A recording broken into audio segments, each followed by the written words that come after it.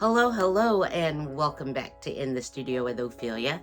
I'm Ophelia, and thank you all so much for joining me today.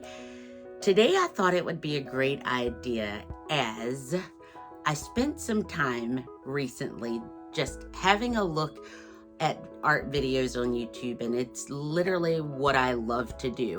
And I kept seeing videos pop up of people doing artwork with shadow sets in watercolor.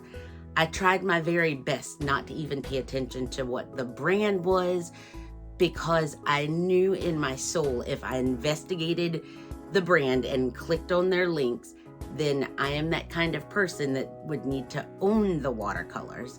So I made sure not to actually do that and order the kind of watercolor that they were using. But what I noticed in these shadow sets is that it looked as though all of the paints were mixed with a black paint to give it more of like a shadowy or a dark moody type color. And that's what I thought I would try to do today. It is my plan to swatch my watercolors and mix everything with black to see if I could get the shadowy, moody type colors, and hopefully, excuse me, hopefully I will be able to pull it off and have a go with painting something moody or shadowy, shall we? So I hope that you will grab your paints. I will be using my Lukas watercolor or Lukas1862 watercolor set, and it's just my plan to mix my colors with black to just see what type of shadowy colors that I can get. So grab your watercolor. Let's get to swatching and playing with some shadow watercolor. I hope that you guys enjoy this. If you do, please give this video a thumbs up, and I hope that you would subscribe and hit that notification bell to let you know when I upload. Please share this video and my channel with your friends because it just helps out so much. And in all honesty, all I can say is how much I appreciate each and every one of you for your absolute kindness. Just thank you for being you, and thank you for being here. I shall stop talking. Let's get to swatching and that rabbit hole of swatching, because I love to swatch watercolor. So this may lead to some other things because I'm a swatchy, swatcher. So grab your watercolor. Let's get busy creating some shadowy, moody type artwork with our watercolors. Thank you guys so much for watching, and let's get started. Hello. The very first thing I did here was map out a grid for swatching my colors, and then I'm using this flower palette set, and I'm just putting out spaces of the black paint. I'm not very scientific about it in any way, shape, or form. I'm just loading up my brush with some paint and swatching out the colors.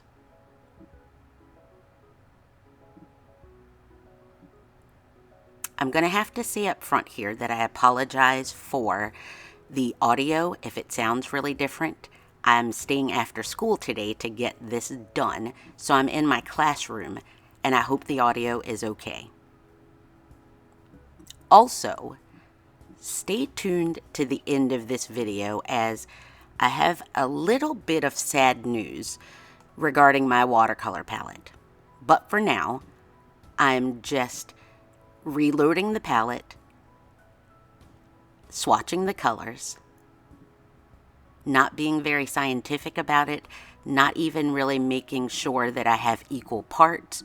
I just want to see what the color looks like mixed with that black pigment.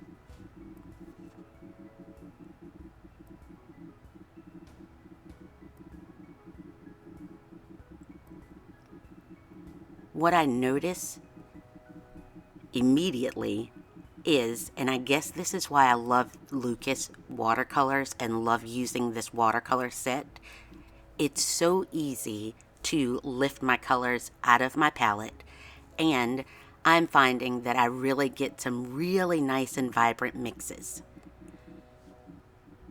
Once I make my way through the colors on my palette, I'm now moving to this Overflow palette, and this is where I realized that record keeping is very, very important, and that is where I failed.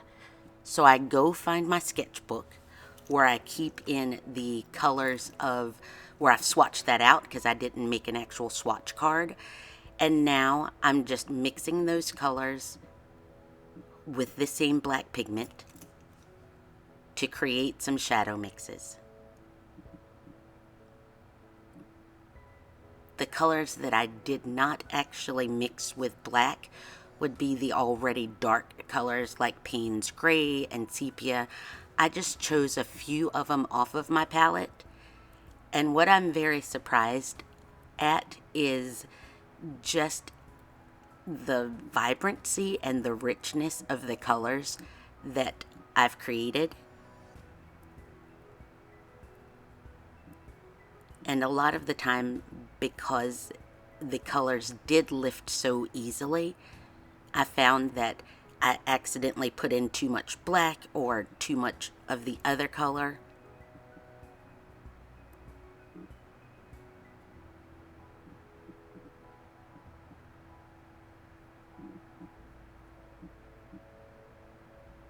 And so I just make my way around my palette, mixing all the different colors with black.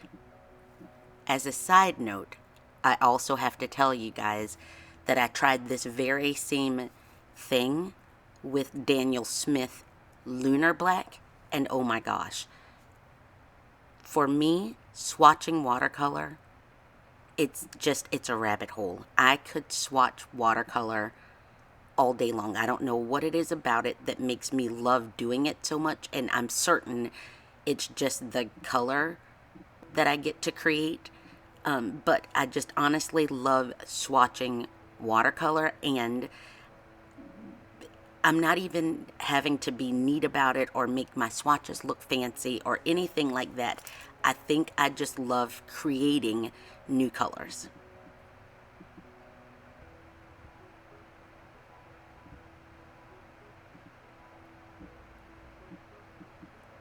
Because the black pigment in my Lukas set is so strong, I found that I had a difficult time seeing which one of the wells I'd already used. So that took me a little bit of time to get used to, I guess, to make sure, excuse me, to make sure that I didn't end up mixing two colors in one puddle.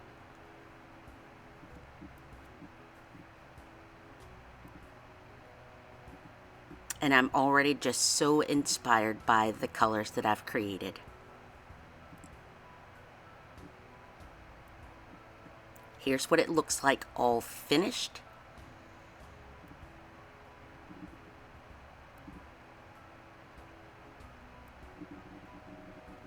And so now I'm just taking some random pieces of watercolor paper, and I'm going to cut those down to 4 by 6.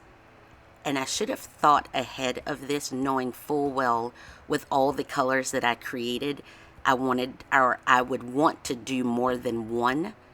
So you'll see me come back and tape down some more pieces of paper. And here I'm just trying to figure out which ones I want to start with. And I'm using just a number 10 round brush, and then trying my best, because remember I was not scientific in the beginning, so I'm trying my best to then recreate the colors that I created in the mixes. And then the fun begins of just painting these down, and I'm going for more of an abstract landscape-ish type color. And to keep myself a little bit more organized, in that first one I used permanent orange, rose genuine, and then permanent blue. And now I'm mixing up a different set of colors.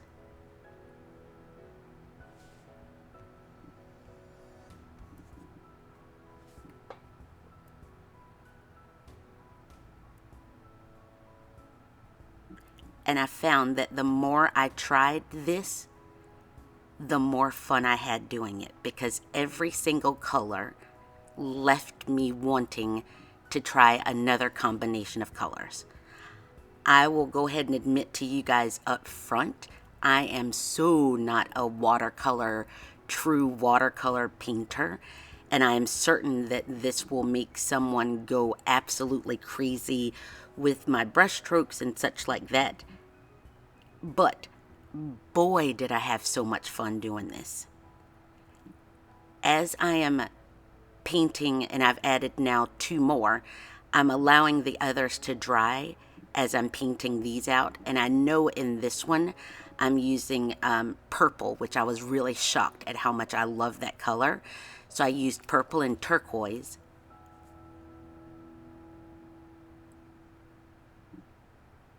And then I just keep going around, wetting the paper beforehand, and then just putting down my different mixes in these landscape-ish type feels.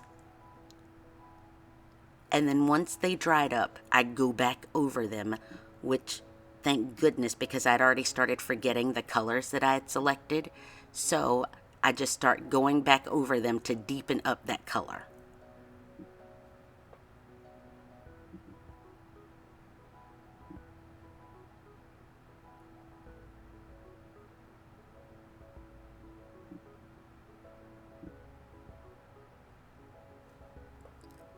And this one was burnt sienna,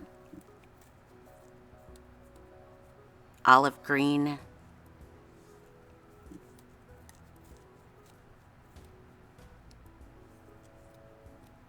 and I believe permanent blue or Prussian blue.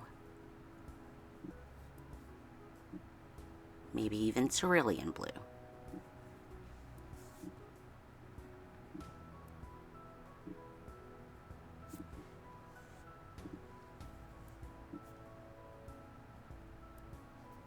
Just going back around, deepening up the color, and I'm loving them. Once those are all done, I realized now I'm going to take the extra pieces of watercolor paper, paint out those same mixes or swatches of those same mixes, because I want to test something out before I actually go on to the painting that I'd just done.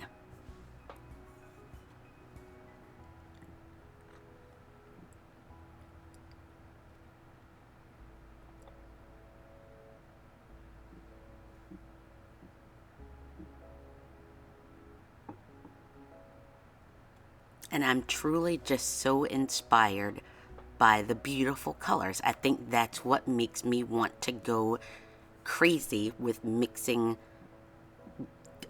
or doing watercolor swatches.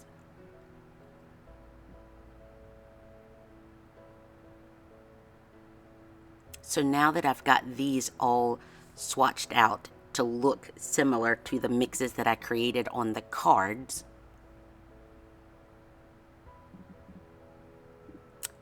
I found some gouache in my drawer, and what I'm going to do is use the swatches and test out color combinations to see which gouache colors would pop on the actual painting. So I grab my Jerry's Jumbo Jet Black pencil, and then I start making marks. Here I'm using permanent orange and lemon yellow to add in some details to finish off the painting. I went back and used that scratcher tool or color shaper tool and then just took some of the black gouache and a brush and added splatters. And then I continued testing, seeing which color combinations would actually pop most on the painting that I created. And I keep going, making my way around all 4 of those paintings. Because I am an abstract painter, I decided that I would kind of treat these little tiny paintings just as I would an abstract painting.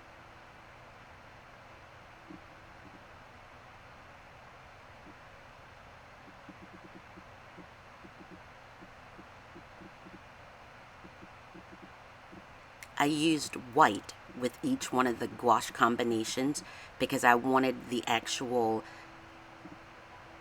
tiny details of paint to actually pop on the shadowy, moody type background. And so I found that I would just sometimes paint down the swatch, but then add a bit more white to the mix to make the color a bit more bright.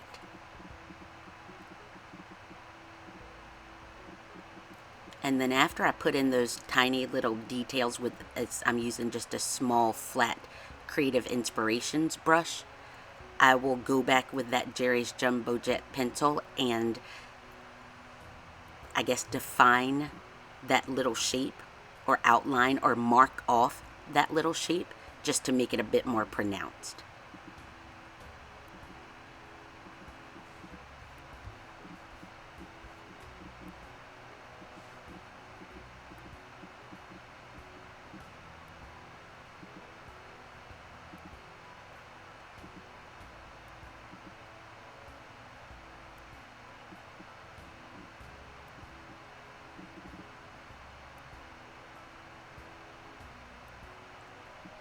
And again, with a wet brush, a wet round brush, and some black gouache, I'm just going to add splatters.